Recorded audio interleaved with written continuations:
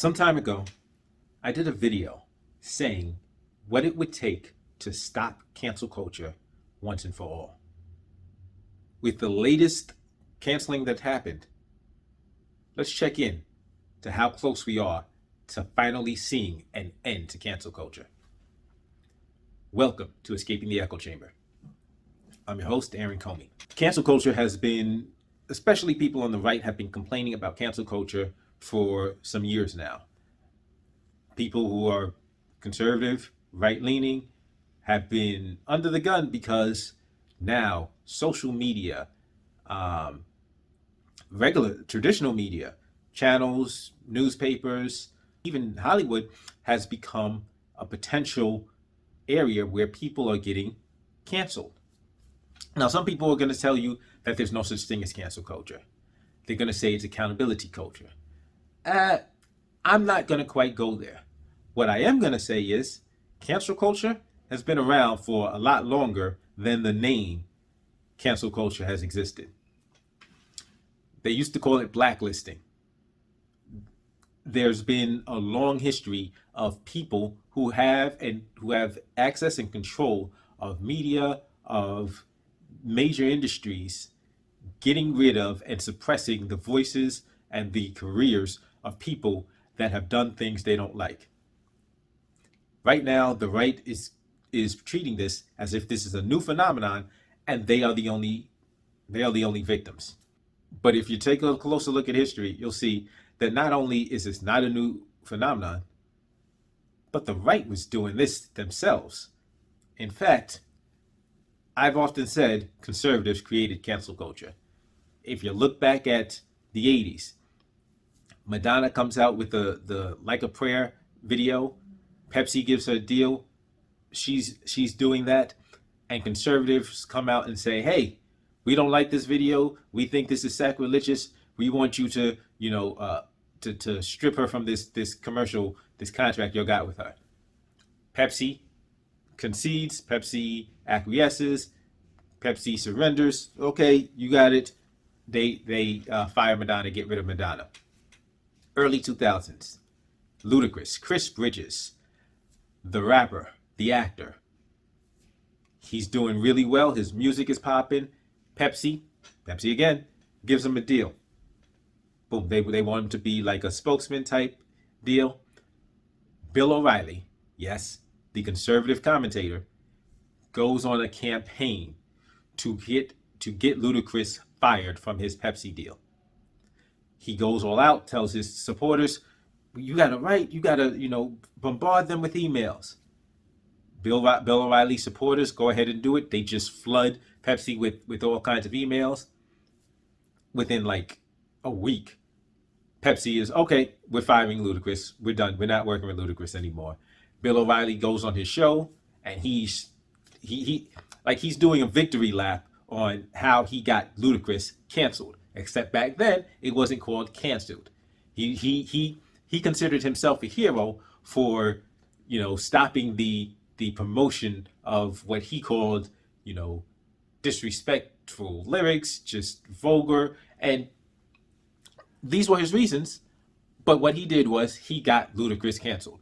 So conservatives, even though they're crying about it now, they were doing it long before it was called cancel culture. And that brings us to today, where now it seems that there's a lot of conservatives who are upset, not that cancel culture exists, but that it's happening to them. Some.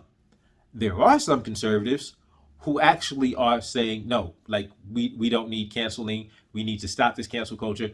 We need to let people be who they are. There's libertarians who are saying, listen, we shouldn't be ending people's careers because of something they've said wrong, something they've done wrong. We should be able to allow people to change, to grow. And hey, if you know who I am, I'm like, okay, I get that. I also get, though, that if you have somebody who says something, for instance, if somebody says something that's just vile and targeting a certain individual, or more specifically, a certain group, I get that members of that group wouldn't want to deal with that individual anymore. So if you have a celebrity comes out and says something really racist, really sexist, you know, anti, against the LGBTQ community. I get people of those members of those communities then saying, "Yeah, we're not messing with this dude no more. We're not messing with this person no more. We're not watching his movies. We're not watching their television shows. We don't want. We have no interest." I get it. Now it's at that point. I think it's up to that individual to demonstrate that whatever they said, maybe they don't. It wasn't a true reflection of their character. It wasn't something they really meant. It's something they meant at the time, but they've grown. And there's not going to be a one size fits all solution to that. It could happen and end a variety of different ways. But what's the issue at stake now is that, I mean, we've seen a level that what really got me looking at things, like I even had to stop and take a pause, was the Parler situation. So if you don't remember Parler was gaining in popularity, and people were starting to head over there in droves, right-leaning and conservative people. But hey, there's enough of an audience there to make Parler a significant player. And then Google, Apple first. Apple says, "Hey, yeah, we're not selling it on our place. We're not hosting you on our Play Store." Okay, well, people can still get it from Google. Google, oh, yeah, us too. Yeah, we're not going to have it on our Play Store. I was like, okay, well, people can still go on, Parler.com and still log on there. So it's no big deal. Plus, people, I mean, you can download apps directly from whatever. I mean, you have to jailbreak your phones or something like that. And I'm not making any endorsement or recommendation about that. But hey, there are ways to get an app on your phone, even if it's not on the Apple Store or the or the Google Play Store. Plus, if you're not using the app, you can still go on the website and just participate on the website. And then Amazon stepped forward and said, "Oh yeah, we're kicking them off our servers." That was when I said, wow, wow, wow. Because I do believe that was coordinated, and like the timing, that was in one weekend. In one weekend, all of that happened. So yeah, it definitely looked coordinated. However, as a free speech advocate, I'm like, wait a minute, but that's not a violation of free speech. Free speech applies to Congress. It applies to the government. Violations of free speech, it's not required for Apple or Google to keep your app on their Play Store. It's not required for Amazon to do business.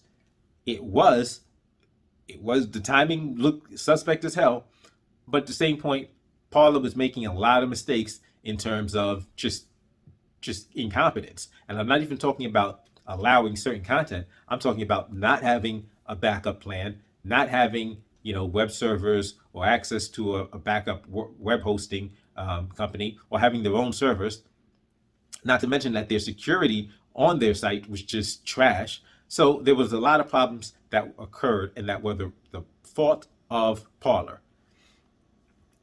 But right now, everybody's talking about, there's just too much censorship, especially when Trump got banned and Facebook upheld the ban. And what has happened recently, though, is interesting, because we've seen people get banned because they said racist stuff, because they've said they've displayed anti-homosexual and LGBT, other members of that community, sexist stuff. We've seen people anti-Semitic stuff. Like, yeah, we've seen people who've said some things who've gotten banned, and it's like, okay. We've seen people also just engage in bullying and making threats and stuff like that have gotten them banned. And so what's happened recently, the latest victim, and I use quotes because, quite frankly, what this person is accused of and what it appears this person did, yeah, it's like, yeah, that was that wasn't really great stuff to do, especially considering who you are and how you are a big supporter and proponent of accountability culture. So Chrissy Teigen, yes, John Legend's wife, is and has been a supporter of what is called by the right cancel culture what is called by the left accountability culture. The messed up thing is, Chrissy Teigen is not without, they say somebody in a glass house shouldn't throw stones. Yeah, she probably shouldn't have been throwing stones, considering some of the things she's done in the past. So it's recently come out that there were a young woman was being bullied, targeted by Chrissy Teigen, and among other things, she apparently told this girl to kill herself and commit suicide or something along those lines. And people are like, wow, like they're looking at some of the things that were said and they're like, this is some really harsh stuff. Like no, that's not cool. So, although at present, and last time I checked, that could have changed by now.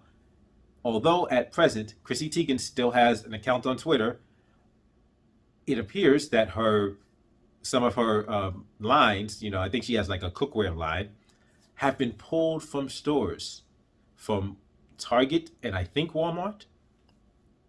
And so the canceling has begun of Chrissy Teigen. And like I said, considering that she was a proponent and an advocate for accountability culture, like you got to look at her and be like, okay, if you were promoting this.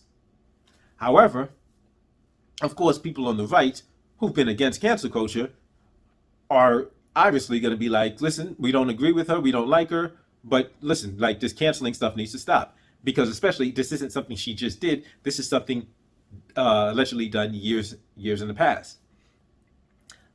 Except that there's a lot of people on the right who aren't quite striking that tone.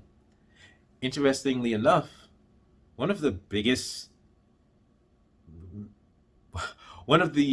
most visible pundits on the right is not only celebrating that Chrissy Teigen has been canceled, they were actually advocating that Chrissy Teigen got canceled. Yeah, Candace Owens, who has complained about censorship and cancel culture. In fact, she has a line of clothing, shirts, that talk about canceling Candace in her attempt to speak out against the canceling, the censorship of big tech, is not only advocated repeatedly for Chrissy Teigen to be canceled, she wanted her account terminated. I think she even specifically asked that, hey, why are they still selling her products? And once they stopped selling her products, she's been running around celebrating in like unambiguously, very vocally celebrating that Chrissy Teigen has been canceled. So like I said, if you watched the video that I did some months ago, where I said what it's going to take for cancel culture to stop is for the right to stand up against it. If the right is supporting it, doesn't look like cancel culture is going anywhere anytime soon. As always, don't forget to give me a thumbs up, like, share, subscribe. Subscribe to the content because I'm going to give it to you straight. I'm going to give it to you across the board. I'm not playing teams. I'm not playing favorites. I'm not going to sit here and cheer for one side or the other. In my opinion, they're both horrible. But I will give them credit when they do something right. I will give them credit when they do something wrong. And trust me, both sides do a lot of stuff wrong. And let me stop that. There's more than two sides. So if you like that, if you like my perspective, you think it's interesting, go ahead and subscribe. If you disagree with everything I've said, if you're like, oh no, well Candace is only celebrating it because Chrissy Teigen was an advocate for cancel culture. If that's what you feel, go ahead and give me a thumbs down. And before you give me a thumbs down, write in the comment section why you're giving me a thumbs down, and I can address it either in the comment section or in a future video. I'll see you next time.